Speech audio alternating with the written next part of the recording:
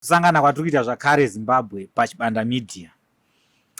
Tiri muchirongwa chedu chinonzi icho Bishu reality. Chatisingakurudzire kuti vana vadiki vaone video vanyari kani. Onai muri munzvimbo dzakasiyana siyana. Vasingafaririwo chirongwa aiwa musaone hazvimanikidzwe. Panobuda zvirongwa zvakawanda zvakasiyana siyana. Mirirayo zvamunofarira. Musatituke mucomment section omwana. Muteni tori pabasawo. Handitika. Chichemo chenyu ndakachinzwa. Makati vanhu vechikadzi vanyanya kubuda. Hakuna here vanhu vechirume vabudewo pabhishu. So ndo zvataita. Ndofunga nhasi ivideo yechi3 kumunhu wechirume achibuda pabhishu reality. Panapa muenzi wedu wanhasi atikumbira kuti timuvhare face. Asida kuzikana kuti ndiani. Ndosaka muri kuona akavharwa face. Uye zvakare zvinoita kuti anatsosununguka kunatsotsanangura mashandiro anoita basa rake. Mukoma ndoti mukoma yakandoti sisi because ameno ndikati kudini ndikakuadresa nchiti kudii right. Munongoti sisi budi. Alright, sisi budi makadini. Aiwa tinosimba kana muchifarawo. Aiwa tinofara. Chekutanga toda kuziva kuti muri munhu akazvarwa zvakaita sei.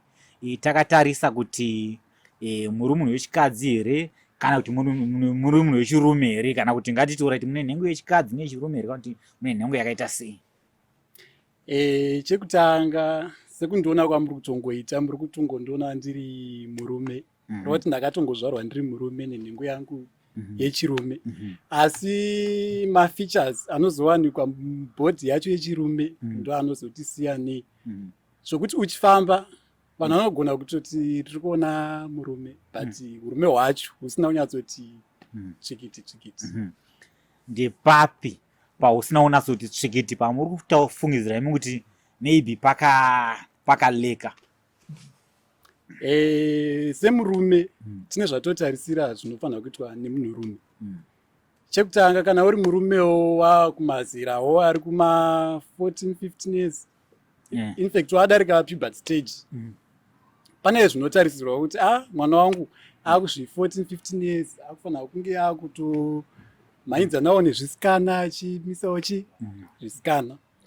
So inini sekusaidi kwangu zvinhu izvozvo ndakatodarika stage iyoyo kutosvika kumaraundi 20 pasina kana pfungwa yekutiwo ndingatiwo rega ndimhanyisane nevasikana but ndine zvimwe zvandainzwa mukati memuviri wangu kuti izvi especially ndichitori kuchikoro ndine maclassmate mashamwari infact ndaitori nemunhu wandaitongotarisa so muchitokura kuti uyu munhu but achitori ngomukomana akangoitawo seni kuti munhu uyu dai ndadaya naye but ndiri mukomana so zvinhu zvava zviri weird kwandiri kuti zviri kufamba sei. So ndo zvimwe zvezvinhu zvakandiratidza kuti handisi real man yakanyatsoti. Alright. Saka imimi mati mamborara here nemunhu wechikadzi? Ndakamborara naye. Kakawanda here kana kuti maybe? I think panotoverengeka pandakarara nemusikana nokuti ndakatomboita musikana ndiri kuma 17-18 years. Kuzotanga kurara nemunhu wechisikana makatanga rini? Kurara nemusikana pandakatoita musikana ipapo ndo pandakarara naye kuma around 17-18 years. Makatorasawo here mbeu inofanirwa kunge ichiraswa nemunhu makatorasawo here mbeu inofanirwa kunge ichiraswa nemunhu wechirume? Aiwa zvese bho. Pakutotanga zvese zvazvitori incorrect nokuti ndo zvinhu zvandakatotanga kutoita sekuti semukomanawo ndaitonziwo nemafriends ndechitotambawo nemafesi munharaunda kudisgaisa so unofanira kutova nebhebhi so unozongopressurizewa kunzi kweyo isu vamwe tine mabhebhi iwo hautoradzi bhebhi rako especially chero kumba chaiko kune masisi kuti iwo komukoma hatimboni maiguru so ndo zvimwe zvinhu zvinozongodi zvakazondipressurize kuti ndiite musikana so ndakazongoitawo musikana but zvava zviri zvokutongotiwo zvifare kutaura. But makazvitarisa pamusikana uyu vaimugutsa here pabondi? Ndaizama ndaitombomiramira pamazuva ndaimira semukomana panguva yacho unenge uchitonzwawo kuti nyama dzichiripo, chero simba chari pabonde zvokuti chero 5-6 rounds unogona kutodzisimudza nokuti unenge uchiri hanzi kwai kutemwa dzinobuda ropa here, ndo age dzinotemwa dzinobuda ropa dzacho. Aiwa, ipapo tapanzwa. Right, pekuti makarara nemusikana tapanzwa. Makarara nemusikana muri murume. Alright, akushenda. Alright, imimi munomborarawo here nevarume imi muchiitwa semukadzi? Ndinotomborara nevarume kakawanda. Zvaizvezvi ndo zvandava kutongorarama ndiri. Apa pandakaita musikana yaitova before, so pandakazotanga kuita zveboys zvokuzoita musikana ndakabva ndatosiya. Right. Saka inini manas mwana kwaChibanda ndakaona kana musikana apo kana kuti nhengo yangu inobva yamira ndobva ndanzwa kuda handitika. Kana ndakaona musikana asina kupfeka na chichi imimi makaona musikana asina kupfeka muchii chamunonzwa? Zvaizvezvi kutoona musikana akamira apa izvezvi zvandiri izvezvi handina kana feeling. Ndotoona sokuti pari kutongogisa kana hanzvadzi yangu kana chimwana chidika, handitomborina kana kuti zvekutorara naye. Zvaizvezvi lolo giya zero. Saka alright, ndanazopanzwisisa baba. Right, zvekurarwa nemi muchiita semukadzi zvakatanga rini? Maane nguva yakareba sei? Zvekurarwa neni ndichitwa semukadzi zvakazotanga 2021. Kumashure uku pandaitaura kuti ndanga ndine musikana ndanichiri kumusha. Feeling yacho zvaitovepo, but kuti ndaishaya kuti ndozviita kupi kana kuti sezvinhu feeling yaivepo ndepi? Yekutoda vamwe varume. Yaivepo. Yanga iripo. So ndaitoshaya kuti ndizviite ndozviita hawo kupi nani, ende varipo here vamwe vanhu vanoita vanonzwa sezvandinonzwawo. So zvinhu zvaitongondinetsa. So pandakazongobvawo kumusha ndakupindawo mutauni ndopa zvakazo makazoziva sei? Titsanangurire, makazotanga sei, makazoziva sei kuti zvinhu zvacho unodai? Ndakutauni. Musataura henyu mazita kana pana wakakuratidzai. Munongotaurawo, for example, shamwari yangu kwakati, shamwari yangu this and that. Ndakutauni ndabva kumusha. Ndanga ndine friend yagara pa next. Anga atoriwo munhu angatoti kure zvokuma around 25 and ninona ndiri kuma 20 panguva iyoyo. So I think kuti munhu uyu anga atogara ari zviri maariwo, nokuti iye akatondiona kare kuti uyu munhu uyu ndofunga ndozvaari. So munhu angatori kuyunivhesiti ndandatofoirawo ndida kutodi kusupplementa masubject angu. So vanhu vepajeni vakatonditi iwe unofanira kutowirirana nemufesi uyu achitokutichawo malesson. So zvinhu zvakainditira nyore kuti nditechi closer naye. So ndaitoenda pai kumba kwake padheni pake achitondisa maths malesson. So one day ndatoenda kumalesson ende ndakasitomborinawo pfungwa dzekuti anga anditirawo pfungwa idzodzo. Tiri pamalesson akabva tongonditi akandiofa $20. Akandipa $20 zvikanzi mufana wangu iwe uri mufana wangu, ndine zvanoda kuti tiite, but handidi kuti zvizotaurika kuti pane zvazoitika. That $20 ndo yevharamuromo. Ina handina kunge ndaziva kuti munhu andifungirei. Ndikati it's okay, ndipe mari. Ndobva ndatora mari ndobva ndavhunira pai muhomwe. Zvikanzi guess what ndoda kuitei? Ndikati handizivi. Maiwe pai apa? Mumba taitoita malesson tiri mumba. Mai muri wangani manje? Tiri 2 murumu make ane bedroom yake. Vabereki vake vaitoshanda vanga ritori kubasa. Titongori 2, saka masikati ese anenge ari ega. So ndo time dzandaita malesson naye. Ndobva atondi pamari iyaya. After that akanditi chivhara maziso. Pandakavhara maziso akazonditi vhura. Ndichinovhura kudai anga atokurura hembe. Nhengo yatosimuka kare, yatosimuka zvokutoratidza kuti anga atova ready. Makati zvangu zvaita.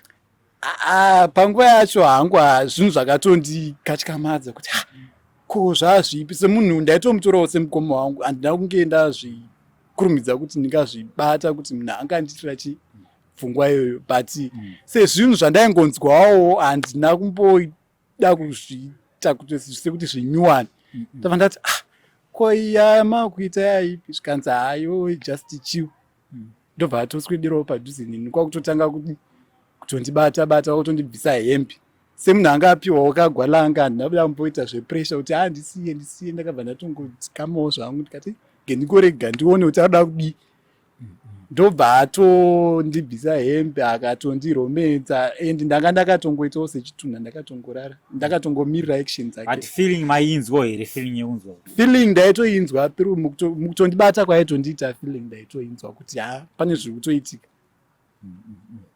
Feeling ndaitoinzwa ndobva atozora vaseline panhengo yake akatonditi chirara wakadai so ndikatorara ndobva tatoita bonde. Anga akadzivirira here? Anga asina, at first time anga asina kutombodzivirira. Saka mbeu yakatorasirwa mukati? Sezvinhu zvinyowani kuti ndizive kuti akarasa mbeu here panguva yacho but I hope so zvakatoitika. Tiri kupanzwa. Yeah. Right. Ndo first day here? Ndiro first day. Ko ameno second day, alright, second, third, fourth, ndiye akaramba achingodzoka here kana kuti makaimba tomusystem kana kuti? First day pazvakaitika izvi ndakamboita kamwe kakumuavoida nokuti ndine rimwe zipain randakanzwa. So ndakabva ndatokata chero kuzvokuenda kumalesini mumba kwake ndabva ndatogura.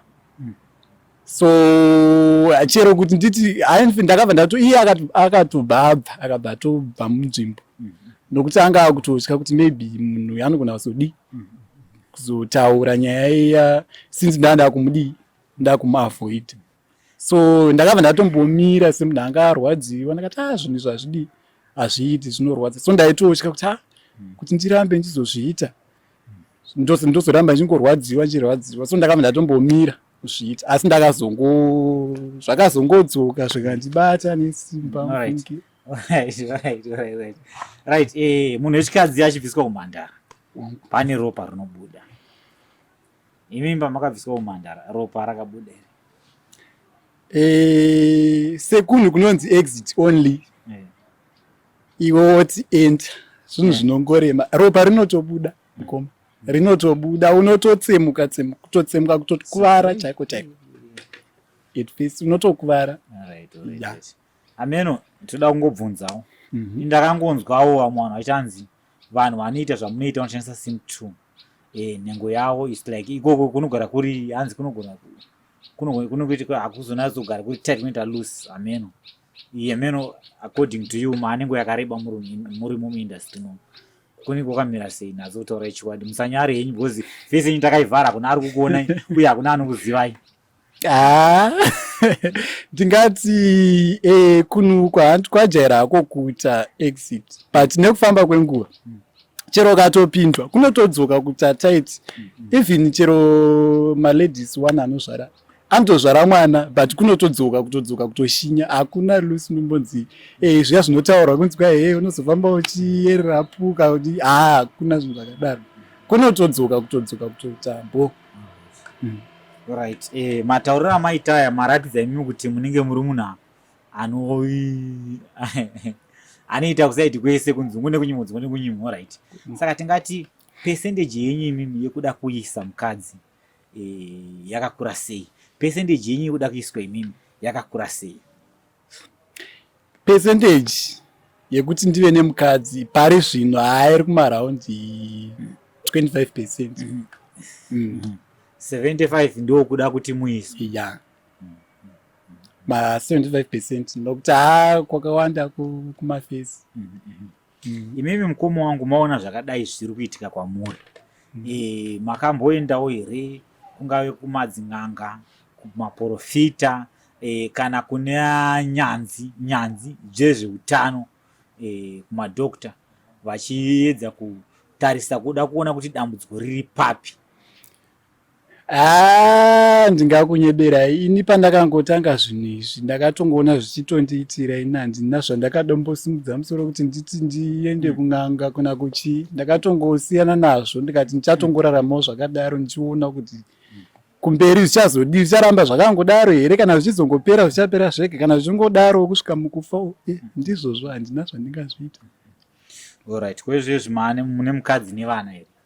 Pari zvino handisati ndaane mukadzi, handisati ndaane mwana. Mune tarisiro here yekuzoitawo mukadzi nemwana? Tarisiro iripo. Tarisiro ipo yakatokura nokuti mumafamilies atobva vabereki vanotarisirwa yekuti ndinofanira kuva ndinichionawo mwana womwana wangu. Saka tarisiro yekuva nemukadzi nevana nemhuri itoripo yakakura. Itoripo yakakura funge. Ende ndinotoda. Vabereki kana kuti community inoziva here kuti ndo basa ramunoita iri? Kana vachiziva vanoti kudii nazvo? Vari kuti kudii? Sezvinhu zvinorema, zvinhu zvisingatendedzwi munharaunda, mumakommunity matogara, munhu anogona kuzviziva but kuti akududzire kuti ndo zvauri zvinogona kuti remei. Kutoziva vazhinji vanotoziva kuti uyu munhu, especially muno maRare vamwe tinoloja, hatina dzimba dzedu, so anogona kuona pamba gore rapera hapana kana musikana atombosvika pamba, urongoshanyigwa nemafesi chete. Zvinotopa kapicture kekutoratidza kuti munhu uyu there is something zviri kutotora nzvimbo paari. Angazoshaya zvake munhu maV11 but anenge atone suspicious. Suspicious inenge iripo, inenge ichitoripo yakakura. Aiwa, tiri kupanzwa. Nzira yamunoshandisa imimi kuitwa nayo bonde, inzira ine zvinhu zvinobudaiko zvichienda kumba huru. Saka handizive kuti munozozvifambisa sei. Hamuna here zvirwere zvamunozosangana nazvo mushure mekunge maita bonde racho pasina dziviriro? Zvirwere zviriko mukoma zvakawanda.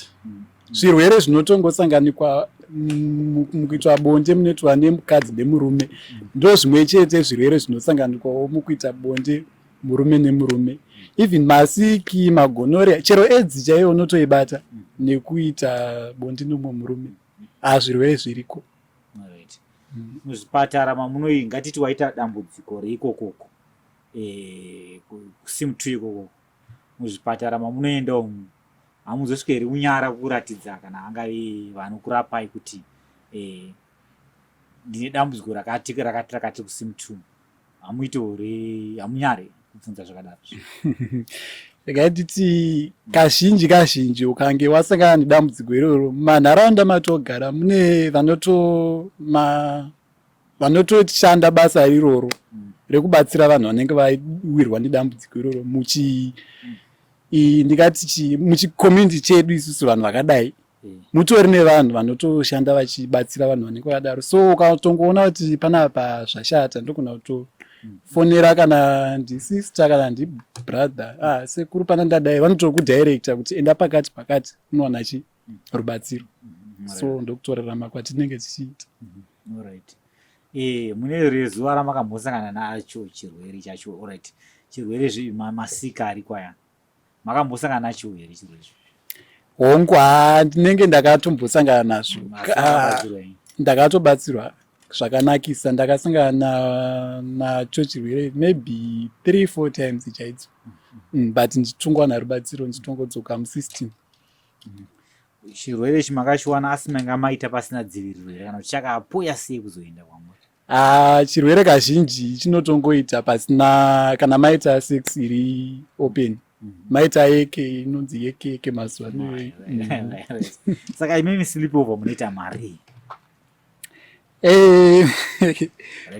Sleepover ngatiti yamunochaja imimi mozoti no hauna kubata komene, hauna kubata komuna asina mari, but average yenyu pasleepover imari? Pasleepover paina hangu pachangu ndinotarisa munhu. Kunoti uyu munhu uyu chero ndogona kumuti $50 but $50 yacho haibudi. so ndotongoona kuti uyu ndihwena uyu, so ndikangochoka 15 ball iyi mbinga yakapaka GD6 aka slip over ndokona kutika 50. So ndo muchajiro wacho watinenge chiita, hatina actual price nonzi ndo actual price yeslip over. Alright, atupanzwa but short time imi munorenja kumari short time. Mashort time kuside kwedu anotinetsei kazhinji. Nokuti kana zvatova zveshort time maybe unenge watoenda maybe uri kubhawa wosanganawo nevanenge wasangana newe, pamwe anogona kungoti ndikutongodawo kashort but hazvisi common kazhinji. But ukange wasangana nayewo unogona kungotiwo kana 10 kana 5 maybe unogona kungotengerwa doro zvitongovharana but zviri atupanzwa. But munharaunda mamunogara imimi kufungidzira kwenyu mune vanhu vangani vanoita zvamunoita izvi? Ende vanhu vanoita zvakaya zvatinoita izvi vakati wandei zvekuti togona kungoti inogona kungoita 50-50 nevanhu vari right nevanhu isusu kuside kwedu kunoko togona kungoti half kuti 50 vanoitawo ichi basa 50 vasingaiti. Alright. Saka zvorora kuti vanhu vakawanda vanozviita asi kuti havangobude pachena chete. Vanhu vakawanda kutozviita vanotozviita but kuti vabude pachena vamwe vane mafamilies, vamwe kumabasa kwavanoshanda, vamwe zvinongosiyana nemadifferent. Kuti ndibude pachena pamwe ndine mukadzi kumba nemhuri wonzwa kuti baba vari kudai zvinhu zvisingaiti, so unobva watongozviita wachi privacy zvako wodzwira nzungu dzako muhomwe. Right. Muno munyika muno mutine maceleb, vanombouya here kwamuri maceleb vachiita basa? Regai nditi ina hangu mambodhumana naye here celeb? Ina hangu handisati ndatombosangana hangu neceleb but mukufambawo mafriends unotonzwa uchiti ndakuzosangana naningi, ndazosangana ko ningi anotodaiwo tonzi ndaitori naye zuro, so zvitori kumaceleb tinawo mucommunity. Alright. Titori nawo. Vanotengesa bonde vari vechikadzi vanoenda patouchline. Imimi mune touchline yamunoendawo here, munozvifambisa sei? Right. Isusu mukuita madhiri edu hatiendi patouchline sezvinhu zvisiri common muno muZimbabwe. Hatimiri patouchline, tine maplatforms atoshandisa mafacebook zvakangowanda so ndo patinobatana nevamwe vedu ipapo. Hatimiri patouchline. Alright. Koma challenges amunosangana nawo muchinge mambo catch kwawo aripo here? Machallenges haashayikwi. Machallenges haashayikwi nokuti unogona kutotaura nemunhu tongoti online kana tongoti mubhawa handi let's say tasangana mubhawa munhu mototaurira mubhawa so handi kupi kudheni kwangu. Alright, ndimbokubatei muromo zvishoma. Munhu anoziva sei sepfekero yamakaita mukomo wangu makangoratidza semunhu wechirume from down to top. Saka munhu anozoziva sei kuti munhu uyu ndiye anoita zvandinoda inini? Nokuda kwokuti let's be honest, haungangoendere kumunhu wese baba usvika uchimudza kudaro baba unourwa kana demo remupamba kana urwa nebhodho romusoro. Imi vanhu vanoziva sei kuti uyu ndiye munhu aita zvatiri kuda kuita? Mukoma zvinhu zvakadai panoenda vanhu vakaita sesi especially mubhawa pavanongoungana maybe vakangoita 3-4 hautombobvunzikana kuti vanhu vanoita nezveya nokuti kamwe kakufarisa kacho kanenge kari over. Pane mafeatures avanoita so especially chero mubhawa chaimo achitamba unotomuona kuti kamutambiro akasi kamutambiro kemurume chai. So vazhinji kana ari munhu ari mazviri ndo kuona kwaanotoita kuti uyu munhu uyu anenge anotodai kazhinji through mafeatures. Mune here language imwe yamunoshandisa imimi kuziva kuti tiri musame system? Kuna malanguage anototaurwa haatoriko zvokuti munhu akatosvika akatotaura mawedzi unogona kutoziva kuti haiwa chimwe changu titori mukati titori musame WhatsApp group ariko malanguage ariko.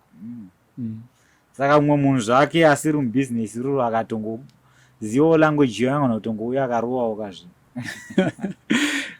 Zviriko but kazhinji ukana uchitongoziva izvozvo unenge wazviziva sei.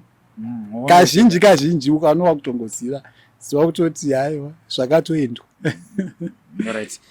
Ngatichidzokeredu kuma-challenges amuri kusangana nawo pangave online kana kuti pangave muchinge mapindawo mabhawa uye alright mune zvakare nzvimbo dzamunotombongoungana mumabhawa maklabhu dzinotozivikanwa for example pakati ndo panowanikwa vanhu aya. Titi tine nzvimbo tinganyeba kuti pane nzvimbo dzinoungana vanhu but mumabhawa iwawo anotongofara vanhu iwayo ndo atinotongoendawo titongonofarawo just sevanhu ivavo. Zvokuti titi tine nzvimbo yedu inongonzi ndo nzvimbo ine vanhu ava ndingakunyeberai hakuna.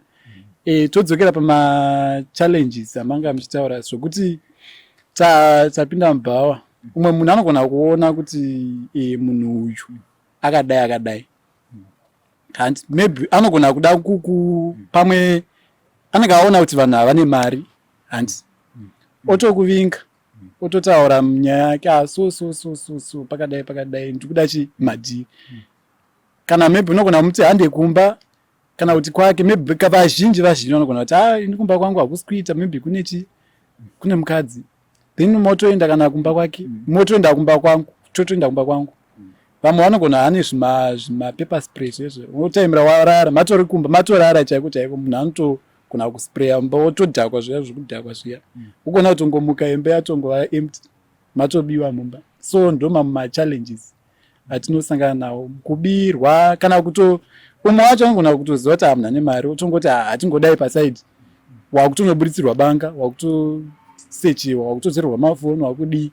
Umwe agona kutongonzi hangatite madhiri wotoitwa madhiri paya mari yacho wonyima konzi handina mari. Ndo ma-challenges anosanganikwa amwe ma-challenges amuri kusangana nawo zvakare.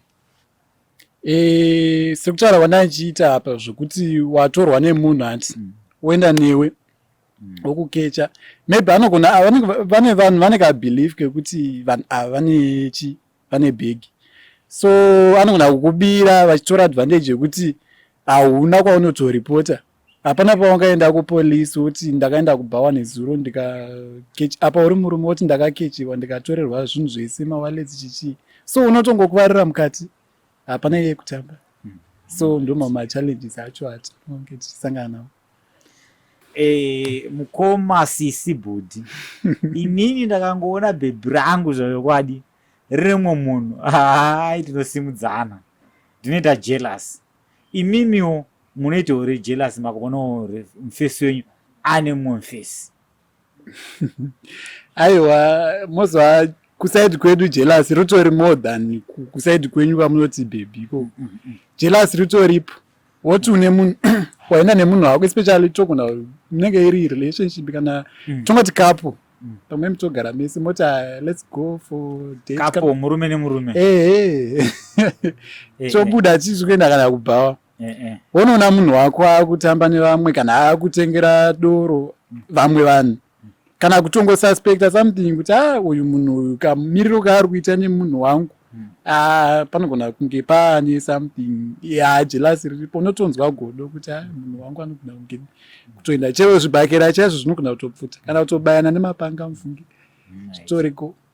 Right, mufesi wenyu imimi mozomuona mangwana nhasi arara nemi handitika face to face mangwana uzoona ane bhebhi akurara nebhebhi munonzwa sei? Ina hangu kusaidi kwangu inini zvinhu zviri normal kuti mufesi ave nebhebhi. Sometimes umwe anenge achizviitira just for purpose yekumba kwavo for private kuti azikamwe kuti ane musikana kana kuti ane girlfriend so anenge achizviitira for privacy yekumba kwavo so ina hangu nesina hangu dambudziko nazvo stereki but dambudziko rekuti nhasi ndamuona ane umwe mufesi anenge ini, mangwana ane umwe ozodzoka futi kwandiri, ndo panoita dambudziko. Akaenda hake kumabhebhe, handina hangu dambudziko. Alright. Ko kudhumanisa hamusana mambodhumanisa here? Aiwa, kudhumanisa kuri komufunge, ndakatombodhumanisa. Chii chakaitika? Nazotsanangurai naso tianzie. Zvakaitika musi wandakadhumanisa, ndanga ndine umwe mufesi wandanga ndinaye, taitoonzwanana zvekutodaro. So mufesi uyu akabva angoti ndoda mbosvika pai kumba, aitogarawo kumba kwavo nevabereki vake. So akati ndenge ndagara mazuva akati wandei ndiri kunoku, zvikanzi andobva atoenda kumba. So time yakaenda kumba ndakabva ndatosara ndakaita mamadhiri, ndobva ndatotsvaga umwe munhu, ndobva atouya akarara kuteni. So mufesi wangu angaenda kumba uyu akangodzoka suddenly, zvongodzoka makuseni, akadzoka kuseni maraundi 4 kwakutongonoka dhoo, of which uya munhu uya wandanga ndaunza anga achitori mota akarara. Kwakuvhura dhoo kudai wane aisikodziva chikomba vadzoka. So drama racho hauzotomboda. Ndo zvakazongoitika pandakadhumanisa. But semunhu akangwarawo hauzongonyarari, unototsvagawo murungamutauro zvekungoti utaure kuti situation idi ireruke. Ndakazongosoftawo zvikatongoitawo bho. Ameno mashoko amungade kusiyira